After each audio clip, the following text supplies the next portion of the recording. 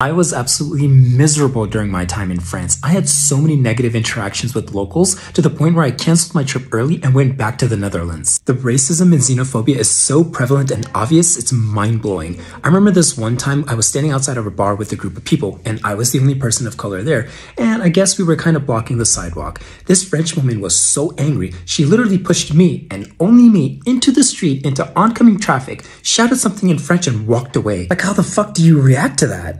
Throughout my travels in Europe, I eventually got to the point where I understood that I needed to flaunt my Americanism. It was so bad that I eventually walked around with a shirt with an American flag on it. Ew. And when I meet white Americans and I tell them that I didn't have such a great time in Europe, they just don't fucking get it, even when I explain to them. Comments and questions I receive as a Hispanic African. Oh, you're African and Hispanic? You must be extra spicy. Wait, you're Hispanic? I thought you were black. You're Hispanic?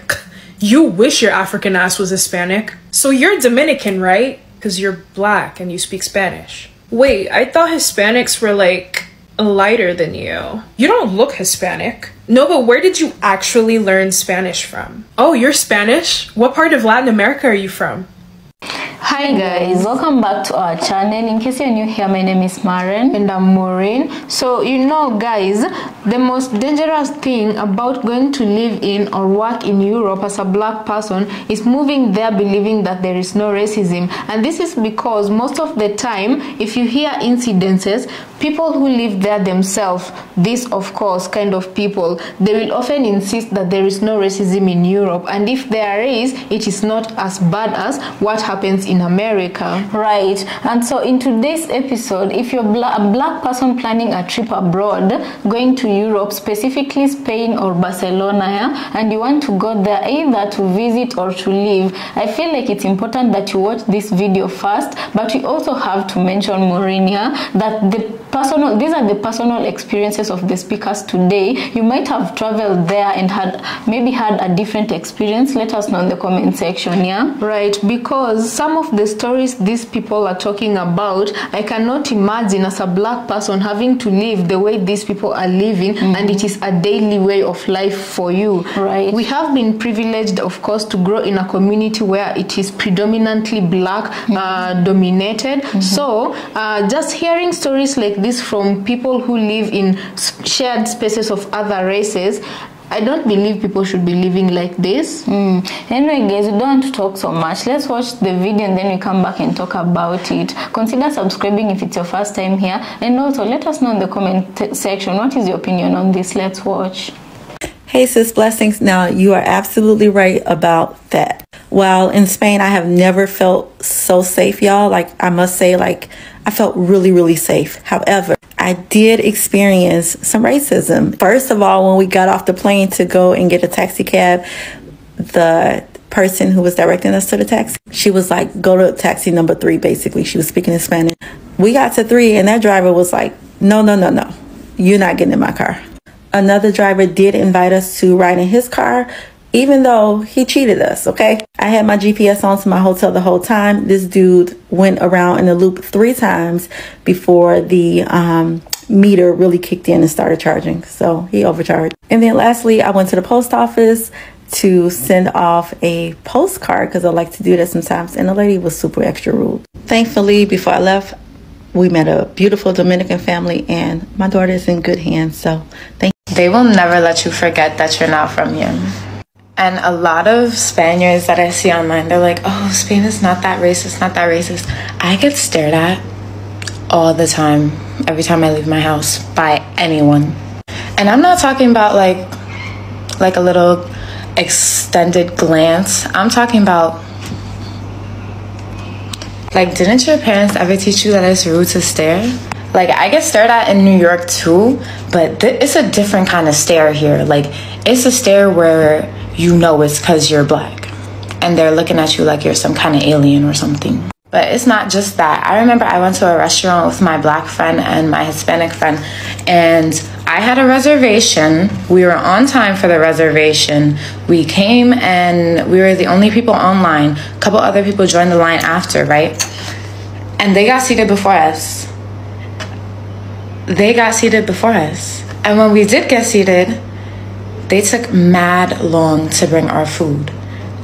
Dumb long. And you're probably like, oh, that just happens sometimes. No, there was this table of white girls right next to us that got seated after us, and they got their food before us as well. Like, it's little subtle things like that that you only notice if you have been like exposed to racism before. Also, not to mention, the other day in the club, I got my hair grabbed twice. I had my afro out and 2 different people grabbed my hair. And a lot of people try and be like, oh, that's not racism, da da da da. Yes, it is. These people don't consider you as their equal, and that's why they feel that they don't need to give you the respect of consent to come and touch you. Like, oh, they were just curious. No, they think I'm a fucking dog. But with all of that being said, I still like it here in Barcelona. It's gonna be racism towards black people everywhere, so you really just have to take your pick. Okay, so clearly I moved to Spain expecting some type of racism or microaggressions. Like, I did my research. I knew about the reputation that Spain and Italy have for being racist. So I kind of expected some, but nothing could have prepared me for just how it felt to be in that situation. The first thing, and some people, this may not bother them, but it's staring. I feel like they made me feel like an alien with the staring. When I first got there, and again, I expected this as well because I travel a lot, so I'm used to people staring, especially like, you know, when I look good, I don't blame you, you know what I'm saying? So I'm used to that. But in Spain, they have a mean stare. And where I come from, if you stare at someone, I take that as aggression. I take that as you have a problem with me. So like that puts me on edge. Like, what are you staring at? What is your problem with me? Like, to the point where I would stare back and they still be staring.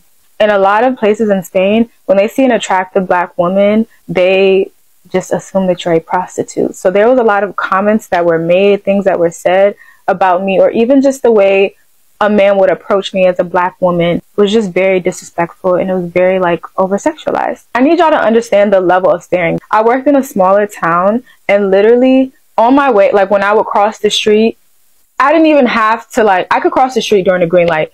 People would stop because people would stop to stare at me anyway. People would like open their mouths. There was a time where someone like snuck a picture of me. Like, it was crazy. And then on the other end, like, if I'm not being stared at and just feel like all attention's on me, I feel like I was being very ignored or pushed to the side. Like, there would be times where I would go to the grocery store and ask a question, or even be in line, and then like an older woman would think she could just come in front of me or like treat you like, oh, you're not there or you're not important. That happens a lot where, and you know, people will accept it. Like, I'll be in the grocery store, about to be in line, someone will be like, just come put their stuff in front of me.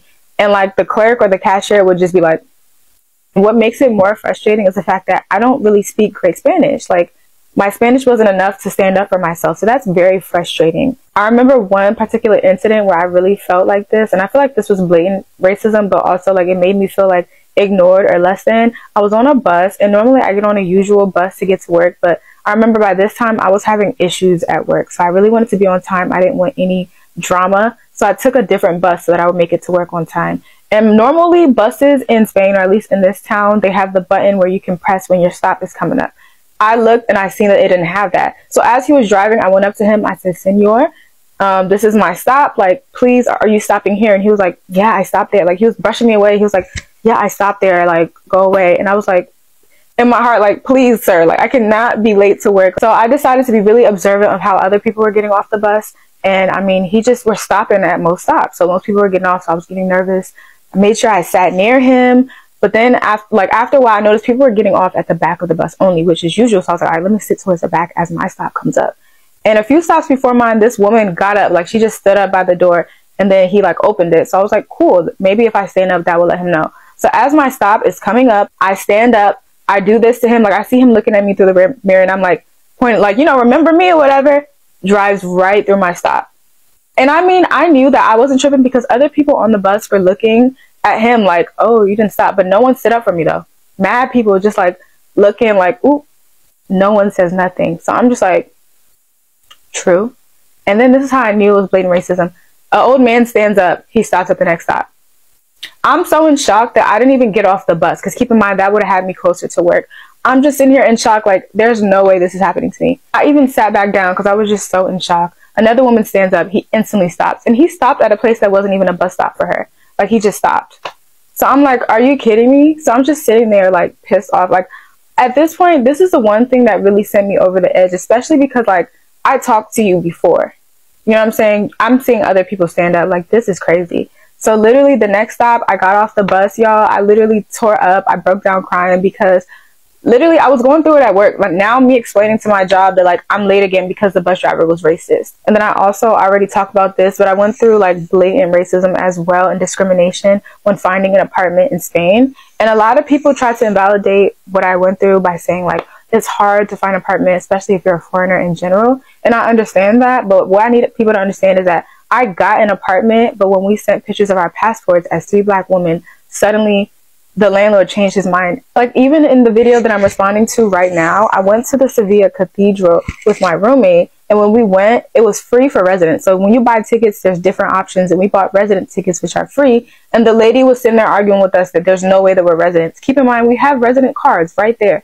And she was looking at the cards like, well, no, you're not technically a resident. You're only permitted to be here for a year. Like she was trying to argue with us about not being residents when the card says resident card with our names and faces on it. Things like that. They're like, you wouldn't argue with someone else about this. And even if you guys say that like this is not racism, it's still xenophobia. It's still discrimination. So what's one thing people need to know about before going to Spain? Like, can you tell us something?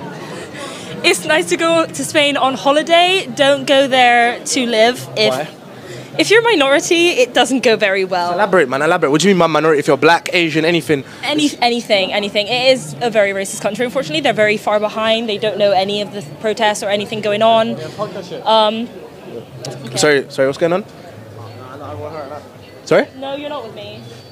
But I don't know. Yeah, we're having an interview though. I'm working right now, so. What's about? Bro, can you just go there? I'm working right now. What's about? I'll tell you next. We're working, bro.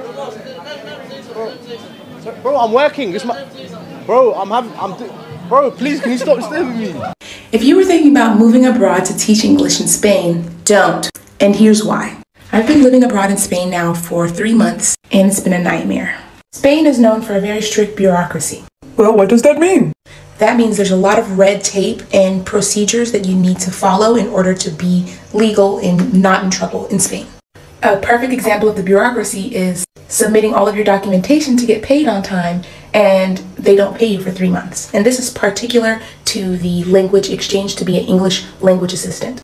Now, most regions in Spain are known for not paying people on time, but girl, it has been 3 months without pay. We should go on strike. And there's nothing you can do to speed it up. There's no one you can speak to. You just have to wait for them to pay you. So I'm on month 3 of not being paid, and I have to wait another month, 4 months, 5 months maybe. Bitch, I'm going home. Girl, the next thing is housing. Again, the bureaucracy plays a huge part in this, but I also feel that race plays a big part, at least for me, in pursuit of housing. So I was overly prepared when it came to preparing myself for Spain. I had all my ducks in a row, which neighborhood I wanted to live in, had more than enough savings. My program, I'm not going to say their name because I have nothing good to say about them. They recommended that we bring 4K at the very most. I think you burn through 4K in the first 2 months, especially when it comes to putting down a deposit, paying for utilities, and then paying for the regular startup costs. I had built a really good rapport, at least online, with landlords and with agents when it came to finding a house before coming here. Then they meet me in person, girl, whole different story. Suddenly, they're not responding to messages.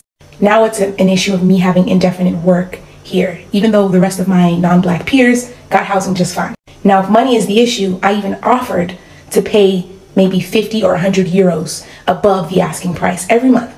And still, they didn't want it, so clearly money's not the issue. Now, I didn't want to believe that race was a factor here because everyone was so kind to me when I got here.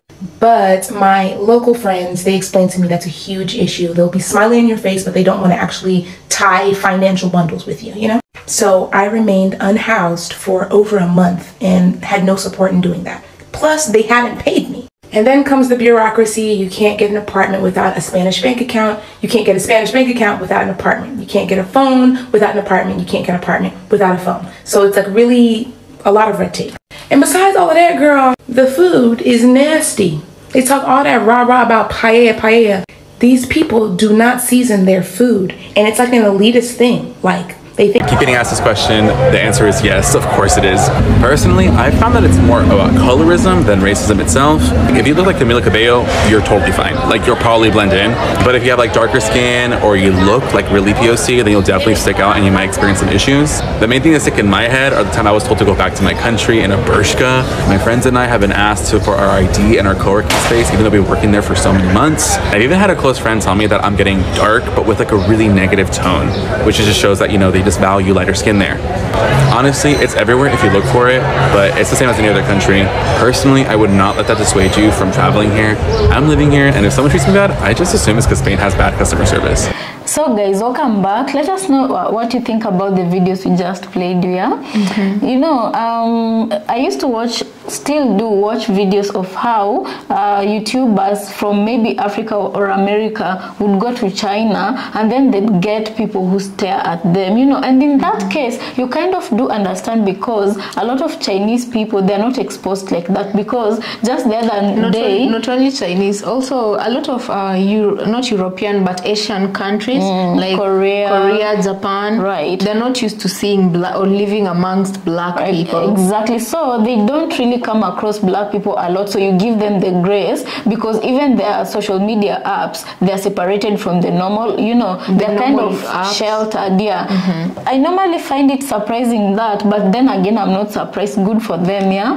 That people in Korea, I watch these videos where they sit down and they're played music from the US, music from Africa, and they're like really in love with the music, or they get the culture shock of their lives because they're not used to anything black, you know. Now let's come to the main point of our speakers today. Yeah, if you find these ladies talking about how they're very much stared at, of which I do understand that in some European countries it's hard to spot a black person, you know, you might be them, they're describing this stare as an aggressive kind of look, because they're also used to stares back home where they're coming from, of curiosity and whatnot. But this one, they term it as an aggressive kind of stare, a stare like you shouldn't be here kind of stare. And you know, so I'm telling myself, you can't give them the grace of saying that they don't know about black people, especially Europeans, you know, especially with this day of social media and the history of colonization. And then, you know, Europeans are not as sheltered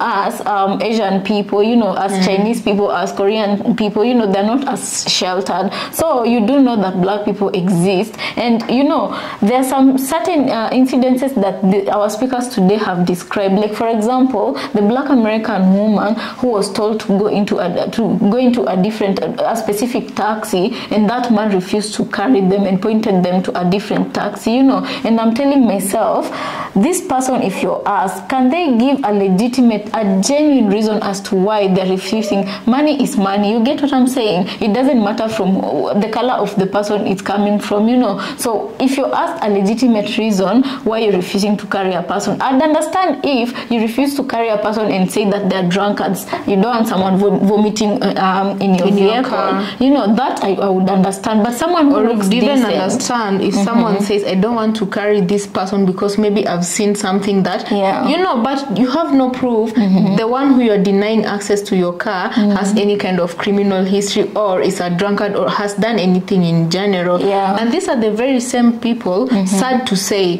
when they come to African communities, they're not treated with the same vileness they're treating the black people. That bad stare. I don't believe even when they go to Asia or other countries, they're not treated like that. When they go to America itself, some may be bullied there, but it won't be by the, well, maybe because of their accent, they may get bullied from that, because we've seen a lot of videos making fun of British people, you know, but that's just like on a lighter note. On a lighter note, I don't think they get bullied because of the accent in a bad way. No.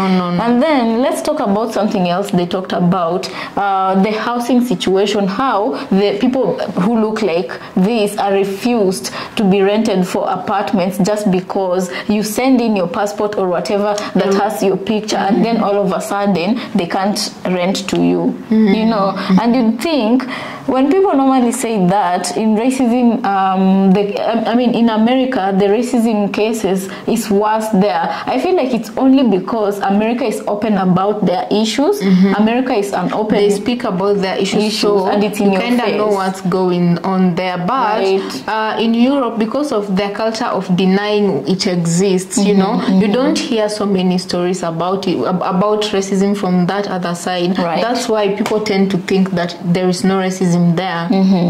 Another thing, guys, I can't imagine how, even me personally, I'm at home, right? But when I'm going to a new place, best believe that I'm terrified because I don't want to get lost, you know. So the fear of missing your stop, you know, it's just terrifying, especially if you're a foreigner in a new place, you know. So what we normally do as well, also we normally sit close to either the conductor or the driver so that they can get to stop us exactly where our bus stop is at. Yeah, so you can imagine the lady who had to go through everything she went through. Like, how traumatizing can that be for just someone to deliberately and intentionally want to spoil your day just because they don't like how you look, you know? Right, and you know, it can be easy for us to say, I wish she didn't give him the gratification of knowing he had gotten to her, but sometimes all these things coupled up can really get under your skin and just make you feel like you've lost your power. Because she said during that week already she was going through a lot at work, and also the fact that she couldn't speak fluent Spanish, it made her have a disconnect with the locals there, right? And you know, the worst thing that can happen in such a situation is a bus full of people. This is happening and nobody is correct the situation, and they know what she's trying to relate to the driver. And then another thing that really upset me was the lady who was saying, was it a lady? The lady who was saying whenever she goes into stores, those kind of people, they just go in front of her and pass her, and they tell her who's attending to them. Doesn't do anything to help her. It's in like you're invisible, you're not there. They're not seeing you, but they are seeing you, you know. So I definitely say everybody has different experiences, as we said from the beginning of this video. If you did have a different experience, you'd love to hate on the comment section, yeah? But generally, I feel like in spaces where people of color, black people, and palm-colored people share a space, they all should strive to do better, because, as Jen Elliott said, every palm-colored person ever born on this planet, if you have studied under the system of oppression, then you have racism. You might not show it openly, but that doesn't mean you don't know what it is. Right. You know? Yeah. So anyways, guys, that is what we had prepared for you today. I'd like to hear your thoughts and opinion on the comment section, and I'd like to encourage you, before you move somewhere thinking that it's gonna be different or better, do your diligent research, so that you don't get a major shock that will almost cripple your way of living. Go there expecting to find what you know. Either situation, yeah. Let's see you on the next episode. As usual, we thank you so much for joining us on this one, right? And we'll see you on our next.